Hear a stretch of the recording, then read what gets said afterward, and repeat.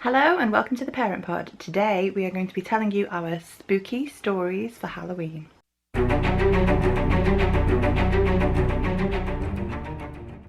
Okay, so I've got quite a few spooky stories because the house that I lived in, where my mum and dad still live, definitely had some kind of something a bit spooky going on there.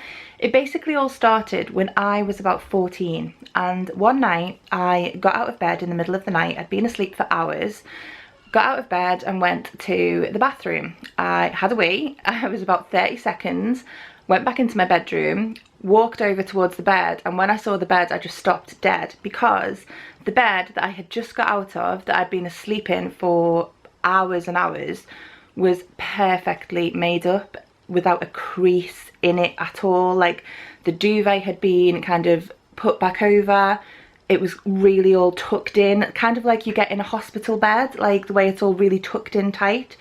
Not a crease on it, you could have like bounced coins off it. It was that like tightly pulled and just perfectly made up. And I had only just got out of it. I had been asleep in there for about 6 hours. There is no way that I could have even got out of that bed if it had been made up that way, because it was tucked in tight. I would never have been able to get out of it. And I didn't tuck the bed in like that. I didn't make the bed up that way. Nobody made the bed up that way in our house. My mum didn't do it like that. We just folded the covers back. We didn't tuck it all in or anything. So it was really strange, and it really freaked me out. I woke everybody in the house up.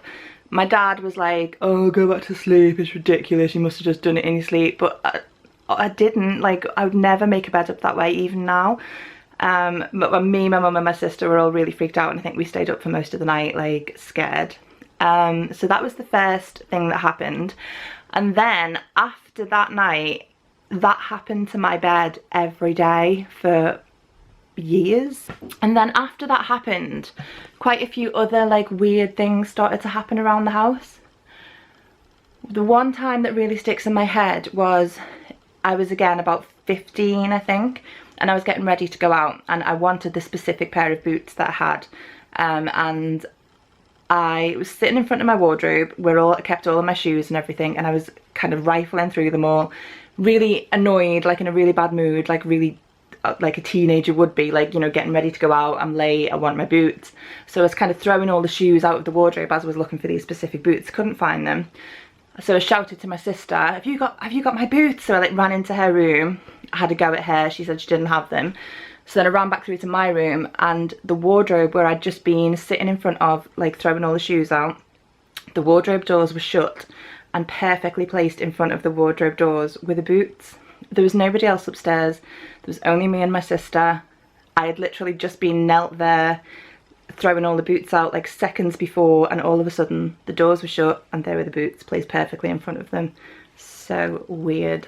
And then a few years after that, when I was about 18, I had this boyfriend who used to like come around to the house every now and then, and we had like a glass front door, like it was kind of mottled glass, so you could see through it but you couldn't make out who was behind it, if that makes sense. So one evening I was waiting for my boyfriend to come over, and I was upstairs listening to music. I had the headphones on, and I thought I could hear like a knocking, so I took the headphones off, and sure enough there was knocking at the door. So I went down and opened the door, and it was my boyfriend, and he was really angry, and I was like, what? He was really kicking off at me like, "Oh, I've been stood here for like 20 minutes knocking at this door." And I was like, "Well, sorry, I had my headphones on upstairs, didn't know you were there." And he said, "What do you mean you didn't know I was there? You were standing the other side of the door." And I was like, "Well, I wasn't. I've just come down the stairs, like there's nobody else in. I've just come down the stairs, you've just seen me like walk down the stairs." And he swore that through the mottled glass he could see somebody standing the other side of the door. And he said he thought it was me because I had this long white dressing gown that I used to wear, and this person who was standing the other side of the door was wearing a long white, what he thought was a dressing gown. And he said it stood there for ages on the other side of the door while he was knocking, just like kind of standing there, and then it turned and walked away like towards where the kitchen is. And oh my god, that freaked me out so much, because there was only me in the house. There was nobody else there. I was upstairs, so whoever or whatever this thing was that was standing at the other side of the door that walked away into the kitchen, I've got no idea. the next thing that I remember happening was when my niece was a baby, so about 9 years ago, me, my sister and my niece were all staying at my mum's house, and my niece was asleep in the travel cot in what we call the side room, which is like an extension onto the living room, and my mum was on the phone in the computer room, which leads onto the side room where the baby was asleep, and me and my sister were in the living room.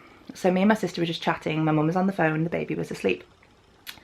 And then the baby started to wake up, and my mum, who was on the phone, heard the baby start to wake up. It was like in the middle of a conversation, so was trying to like wrap up the conversation to go and see to the baby. Then the baby stopped crying, and my mum said that she heard somebody in the room saying, "Shh, baby, there's a good baby, shh, baby."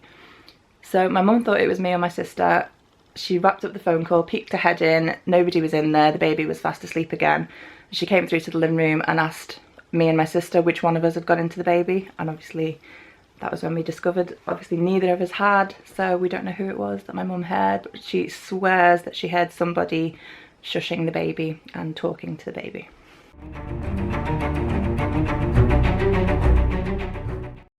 Hello and welcome to the Parent Pod. I'm Lucy and I blog over at Mrs H's Favourite Things.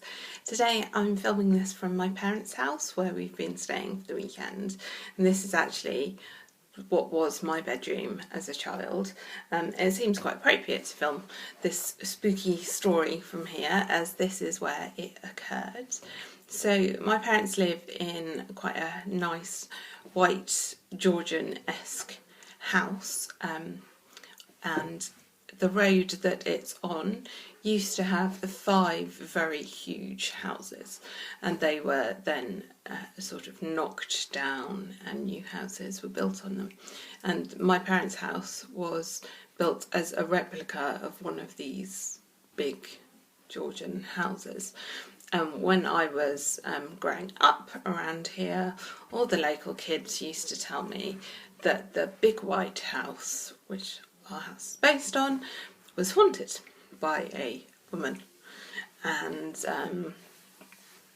when the house was kind of in disrepair before our house was built, that they were all a bit too scared to go near it. I don't know how true that was, but that's what I was told. Then when I was about 14, I woke up one night in the middle of the night and I thought somebody was in my bedroom. I thought it was my mum, and I remember I was lying down on my bed, which used to be over there, and whoever it was standing sort of here, which is actually, I'm sitting on my dressing table stool, looking at my dressing table mirror at the moment behind the camera, and whoever it was standing with their back to me looking into the dressing table mirror. I thought it was my mum, and I cried out. Well, I asked, "Mum, what's wrong? Is there anything wrong?" And then whoever it was didn't really move. They were dressed all in black, and I couldn't really see them, as it was a bit bizarre that my mum was dressed all in black in the middle of the night, but still, I said again, "Mum, what's wrong?" And then the figure sort of turned round, and I saw this very white woman, this woman's face. It was very white, very pale, looked like all the colour had drained from her face. And she was wearing black, as I say, and a kind of black hood, a bit like, you know, one of those Scottish widows from the Scottish Widows adverts. And then she sort of disappeared from the feet up, and then disappeared. And then, yeah, so that's my spooky story. I never really saw her again, but I did often, when sort of in bed or in my bedroom, I did often feel that there was someone here, or I felt someone sort of brush against me when lying in my bed, which is a bit odd. And then when I was getting ready in this room for our wedding, my wedding to Mr H, it felt like I wasn't the first person to have done that, which was quite an odd feeling. So I wonder if that woman had done that and something tragically sad had happened to her and she just still sort of here. But a bit elusive as a ghost. I only saw her once. Anyway, that's my scary story. So happy Halloween. I hope everyone has a good time, enjoys trick-or-treating. And thank you for watching.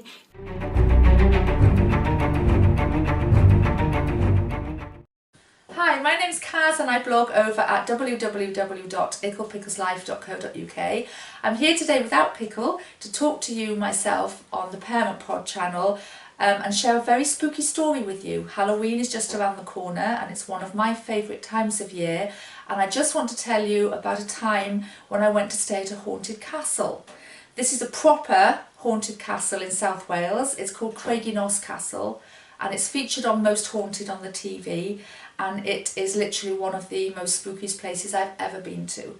It was the home of a very famous opera singer, Adelina Patti, who lived in South Wales, and she's reputed to haunt the place, which I can categorically say she does, along with a whole myriad of other spooky beings as well. We went on this for a friend's birthday and we stayed over in the castle, and it was a booked tour where you go and stay. A lot of people were staying then in dormitory style accommodation, so obviously a lot of people around you. But no, we decided to book in to Adelina's bedroom. This was the last room available and we actually decided to stay in the room where she used to sleep. Next door was the chapel where she was laid to rest, so the spookiest part of the castle. And we basically all night had tours of the cellar, of the theatre. She had this fantastic theatre built, of rooms upstairs, and it was a children's hospital. Then I think a TB hospital. So lots of people had passed there. So there was just lots of stuff, shall we say, going on. Anyway, after hours and hours of touring around these places and being spooked beyond belief, decided to go to bed, thinking, you know, no way I'm going to sleep. And as I lay down, I can just remember this pressure, this presence above me, and my eyes were shut and I thought, there's something. I'm going to open my eyes and actually I could feel the change in the air, honestly. And it was one of those moments where on a film you're screaming, don't open your eyes, don't open your eyes, but I did. There was nothing there, but my heart's racing a little bit now. It was just, I'll never forget it. It was one of the spookiest things I've ever done. If you're into this sort of thing, honestly, I think they still do the tours. Craigie-Nos Castle in South Wales is a must. Happy Halloween.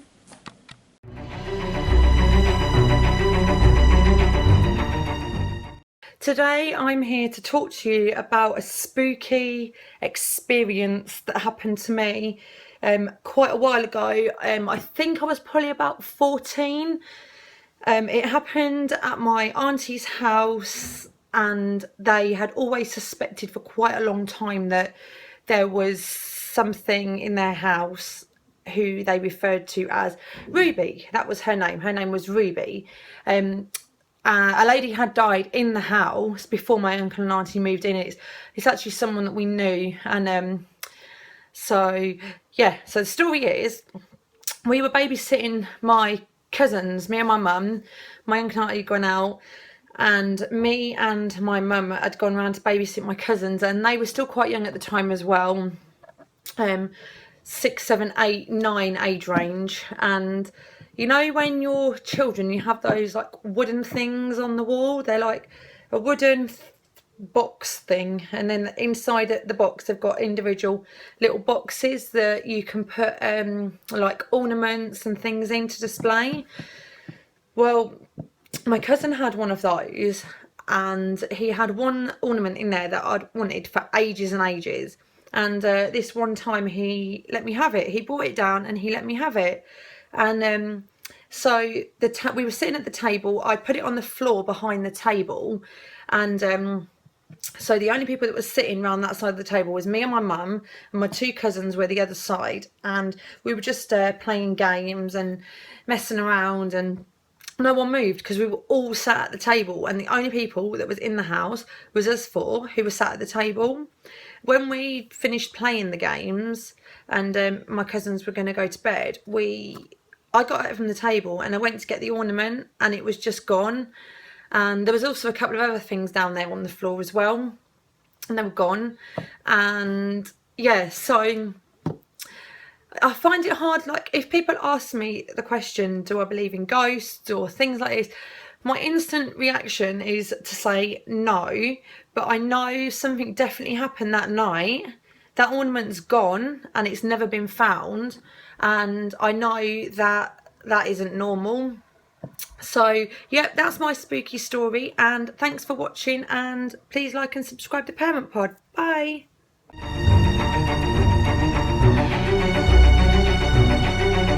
Hi everyone, I'm Lucinda and I am here today to tell you about some spooky experiences. I remember coming in one day and I put the oven on because I was going to cook something, and this really sweet smell just came about, and I was like, what's that? What's he had in the oven? Because my other half doesn't particularly like sweet things.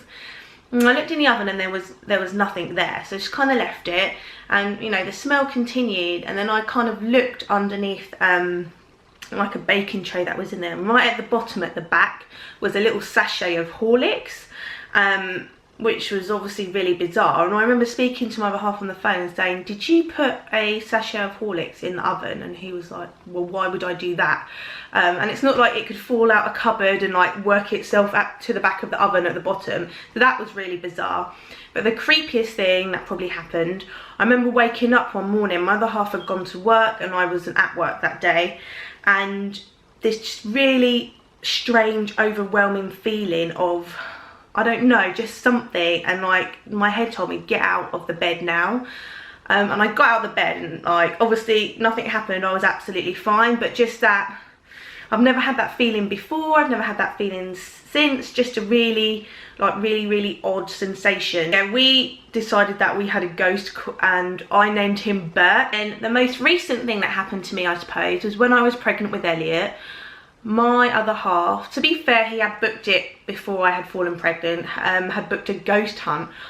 But we went on a ghost hunt, it was around Christmas time, and we had been in like different rooms of this old building, and we were taken outside into the barn, and apparently there was a really unfriendly, aggressive spirit in there who didn't like women. He'd done not very pleasant things to women in his past apparently. And so yeah, we were standing in the pitch black, and I remember I was kind of huddled into my other half, and all of a sudden I felt something touch my stomach, and I screamed like really loudly because I wasn't expecting it. Really like made me jump.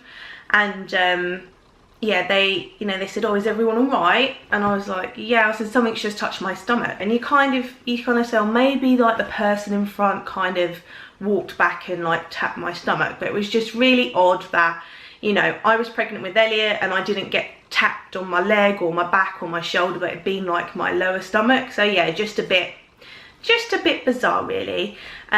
So yeah, they are my spooky experiences.